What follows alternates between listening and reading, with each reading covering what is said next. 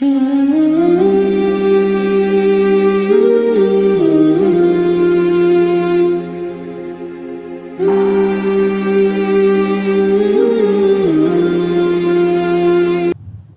muslimin jemaah subuh yang dirahmati Allah, saya ingatkan yang belum niat i'tikaf untuk berniat nawaitu i'tikaf fi hadzal masjid lillahi ta'ala. Sahaja aku beriktikaf dalam masjid ini karena Allah Subhanahu wa ta'ala.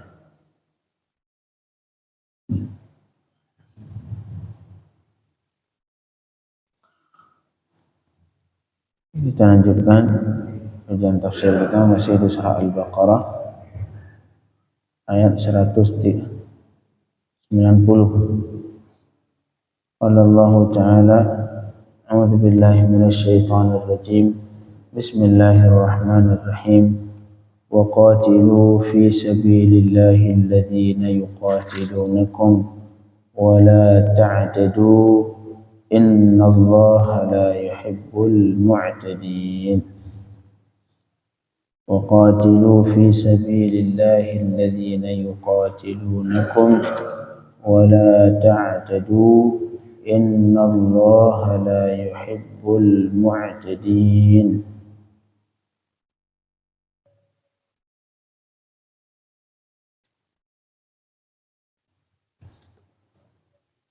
Masyaallah muslimin jamaah subuh dirahmati Allah. Ini ayat ini awalnya diturunkan karena suatu ketika di tahun 6 Hijriah. Di tahun 6 Hijriah Rasulullah sallallahu alaihi wasallam bersama para sahabatnya sebanyak 1.400 orang. Di tahun 6 Hijriah Rasulullah bersama 1.400 sahabat. Mereka berkeinginan semua berangkat ke Makkah dari Madinah, karena Rasul sahabat tempat di Madinah, berangkat ke Makkah untuk melakukan umrah. Dan ini terjadi sebelum penaklukan kota Makkah. Ini masih kota Makkah masih dikuasai orang kaum kafir Quraisy di tahun 6 Hijriah. Yaitu tujuan Rasulullah sallallahu alaihi wasallam bersama para sahabat saat itu untuk melakukan umrah. Karena saat itu belum diwajibkan haji. Di tahun 6 Hijriah itu haji belum diwajibkan oleh Allah Subhanahu wa ta'ala.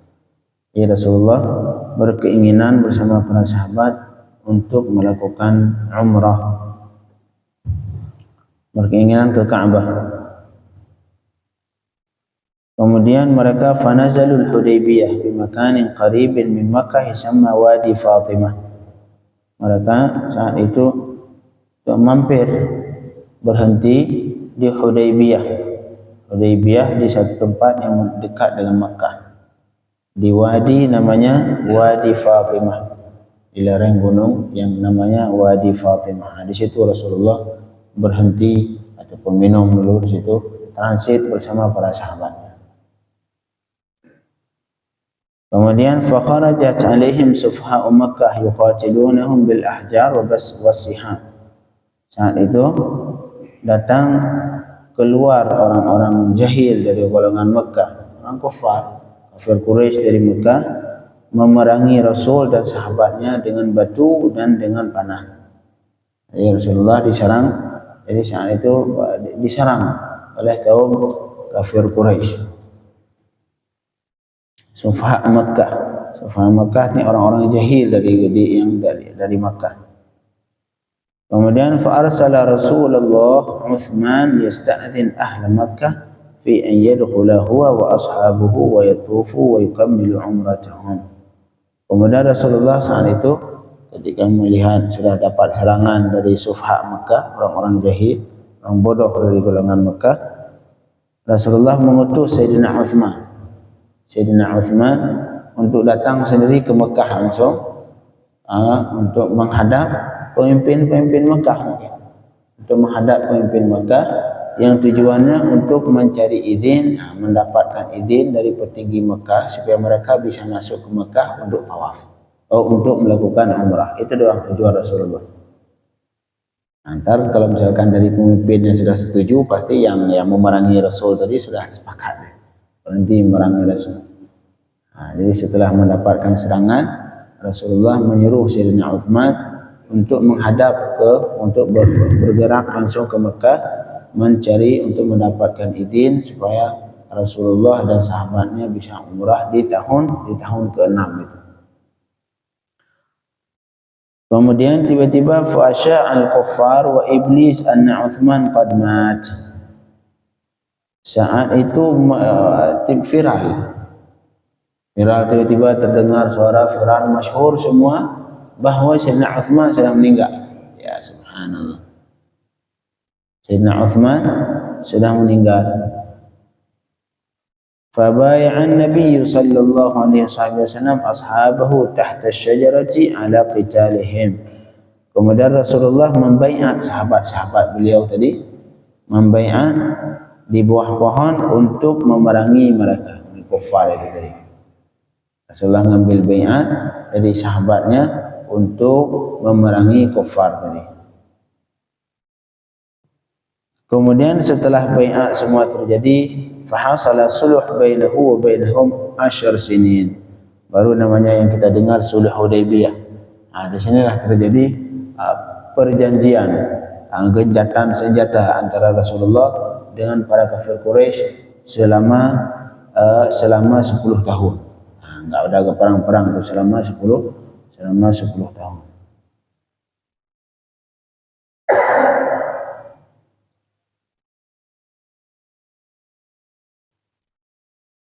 Kemudian wa tabayyana anna Utsman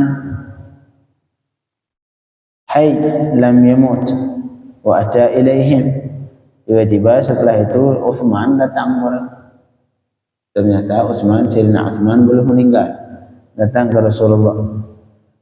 Waqala, dan beliau memberi kabar, innal kuffar au'aduna ila al-'amil qabil.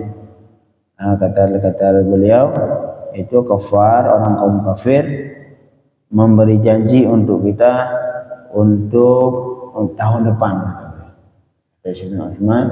Itu mereka memberikan waktu untuk kita, diizinkan buat kita umrah di tahun depan. Sudah mendapatkan izin, tapi syaratnya tahun depan. Akhirnya fatahallal al-muslimun makanahum fil Hudaybiyah wa naharu hadiyahum wa halaqu wa sarafu raji'in. Kemudian muslimun saat itu yang bersama Rasul sudah tahallul, nyukur rambut biar terlepas dari ihram.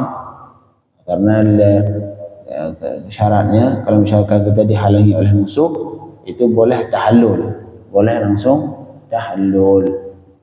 Karena kalau tidak tahallul, bentar enggak boleh nyukur rambut, enggak boleh memotong kuku, enggak boleh jima istri. Itu semua haram-haram Mekah, haram-haram ihram semua berlaku. Tapi kalau sudah tahallul, misalkan kita berangkat haji, sudah niat haji, baru di pertengahan ada dihalangi oleh musuh, enggak bisa masuk, enggak bisa melakukan wukuf. Ini caranya bagaimana? Langsung tahallul, nyukur rambut, menyembelih kambing, sudah selesai tahallul. Ini seperti yang dilakukan Rasulullah sallallahu alaihi wasallam. Akhirnya mereka tahallul, mereka menyembelih dan kemudian mencukur rambut dan pulang balik kembali ke Madinah. Kemudian di tahun ke-7, baru di tahun yang ke-7 tajahaza Rasulullah li umratil qadha. Rasulullah saat itu sudah bersiap-siap untuk melakukan umrah qadha. Umrah yang tahun kemarin beliau lakukan enggak selesai, akhirnya beliau ingin melakukan di tahun yang ke-7.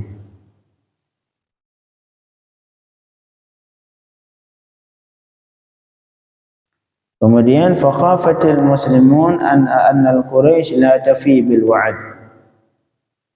wa yahsulu qital fi syahr al-haram wal haram wal ihram.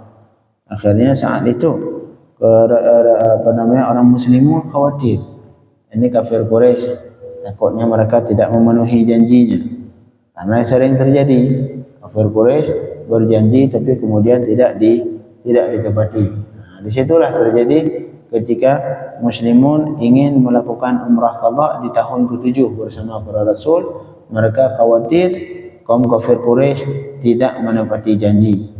Padahal mereka sudah mengatakan di tahun ke-7 mereka sudah mengizinkan Rasulullah dan sahabat untuk melakukan umrah.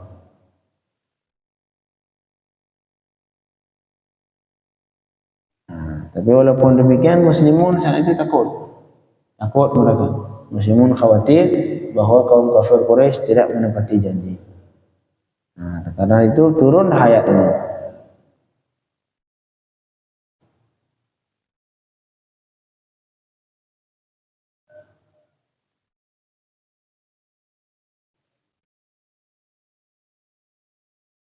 Jadi orang muslimun khawatir bahwa kufar akan memerangi mereka nanti, tidak menepati janji. Kemudian kufar Quraisy itu memerangi muslimun sedangkan mereka lagi ihram. Nah, itu yang takut. Mereka khawatir, ya Rasulullah, ntar gimana kalau mereka enggak menepati janji, mereka memerangi kita sedangkan kita lagi ihram, kemudian lagi di tanah haram. Nah, ini tempat dan waktu yang tidak diperbolehkan berperang. Nah, karena lagi ihram itu enggak boleh membunuh manusia yang lain. Begitu juga di tanah haram, tidak boleh membunuh manusia yang lain di tanah haram. Sampai qisas, misalkan hukum qisas dan hukum-hukum yang lain itu dikeluarkan di Mekah. Tanah haram. Akhirnya turunlah ayat ini. Dan ayat wa qatilu fi sabilillah, dan berperanglah kalian di jalan Allah. Makna artinya untuk meninggikan agama Allah Subhanahu wa taala.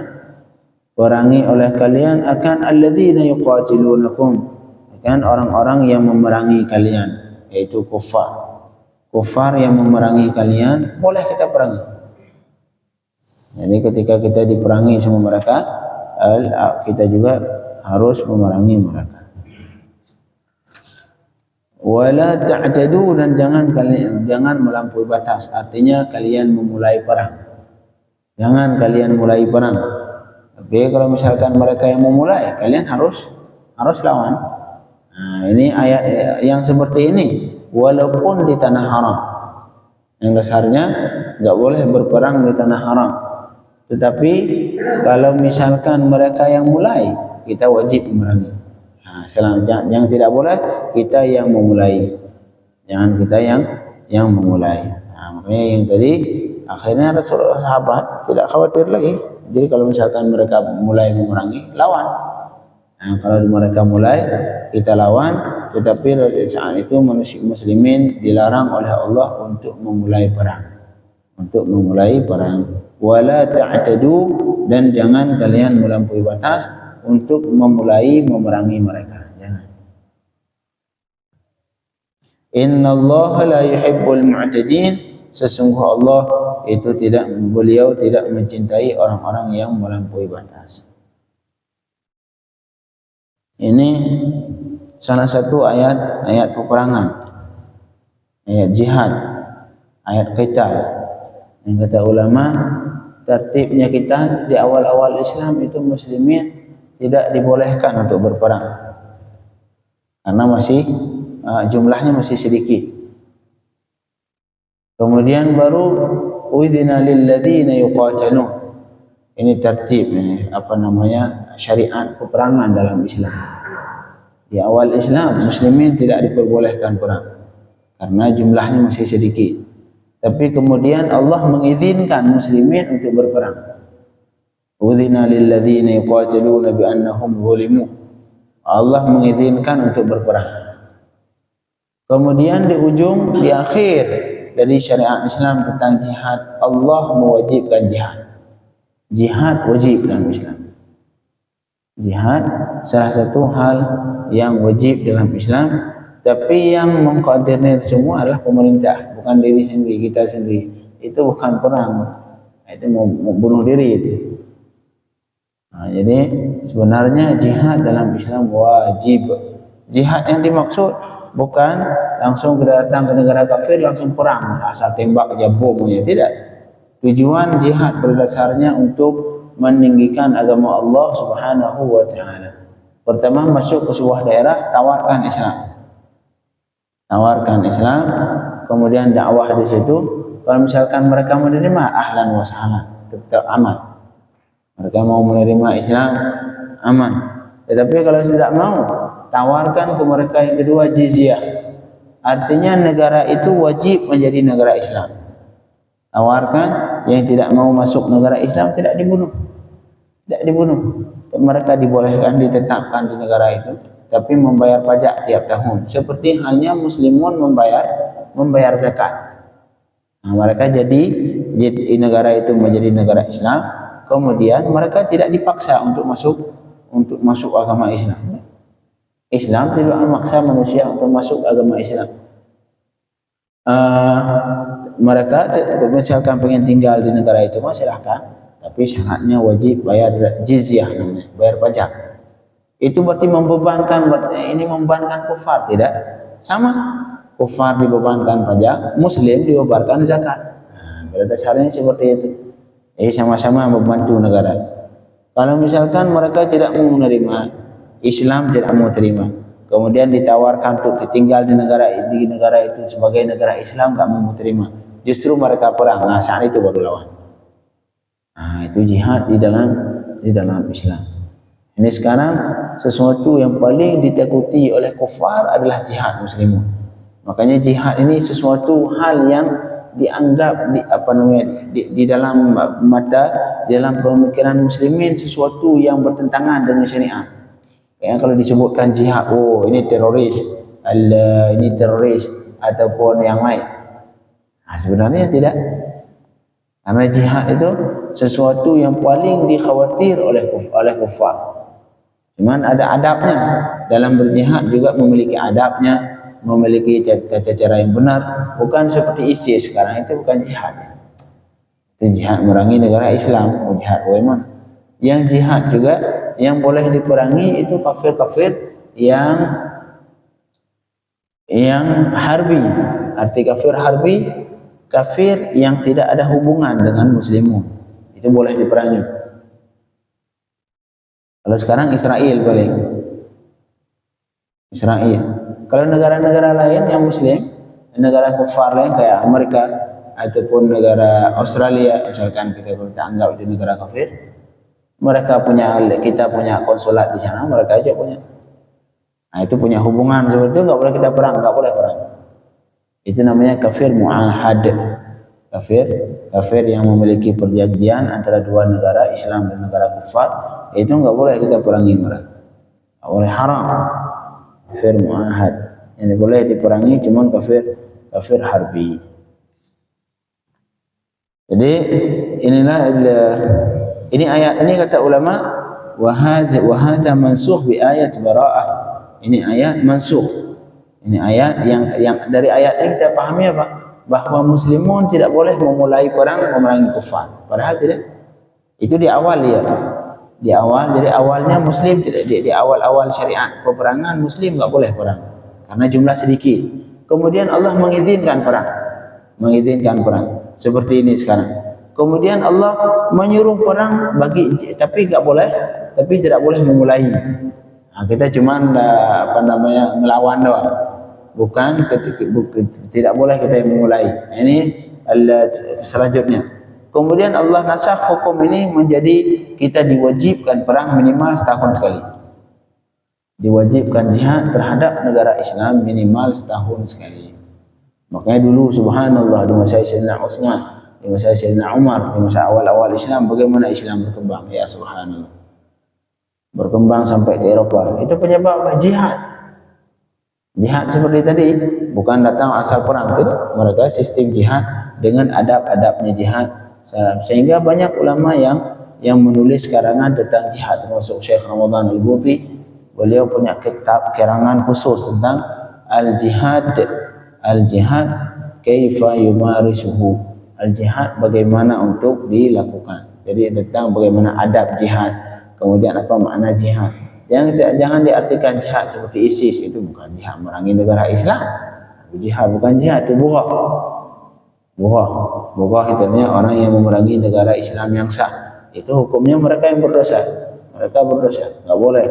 Bukan jihad ataupun Al-Qaeda ataupun apalagi yang golongan-golongan itu bukan jihad itu.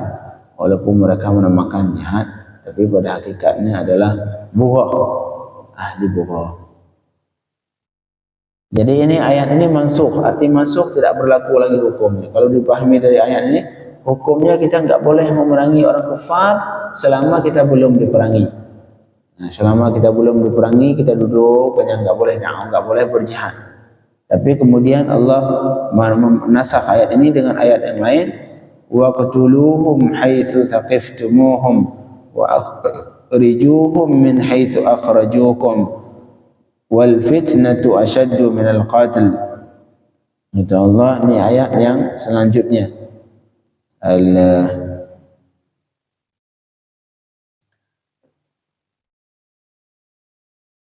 Dan bunuh mereka dimanapun kau dapatkan mereka, dan keluarkan mereka dari tempat di mana mereka mengeluarkan kalian, yaitu Mekah. Ini ayat yang menyuruh memerangi kufar Quraisy. Kufar Quraisy. Akhirnya mereka keluar sendiri di tahun penaklukan kota Mekah, di Amal Fatah. Tapi walaupun demikian Rasulullah sallallahu alaihi wasallam membebaskan mereka semua. Semua orang kafir itu dibebaskan oleh Rasulullah, tidak dibunuh di tahun penaklukan Mekah. Jadi inilah perihal tentang kewajiban berperang, tentang kewajiban kita. Jadi akhirnya muslimun yakin bahwa untuk berangkat di tahun ke-7 umrah, kalau misalkan kufar memerangi mereka sudah diizinkan oleh Allah untuk memerangi kufar kembali, walaupun di tanah haram dan walaupun di tanah haram dan di bulan-bulan haram, walaupun mereka sedang ihram. Ini yang membuat mereka yakin untuk berangkat ke Mekah untuk melakukan umrah. InsyaAllah besok kita lanjutkan. Allahumma 'allimna ma yanfa'una wanfa'na bima 'allamtana birahmatika ya arhamar rahimin. Wa sallallahu ala sayyidina Muhammadin wa alihi wa sahbihi wasallam. Walhamdulillahi rabbil alamin.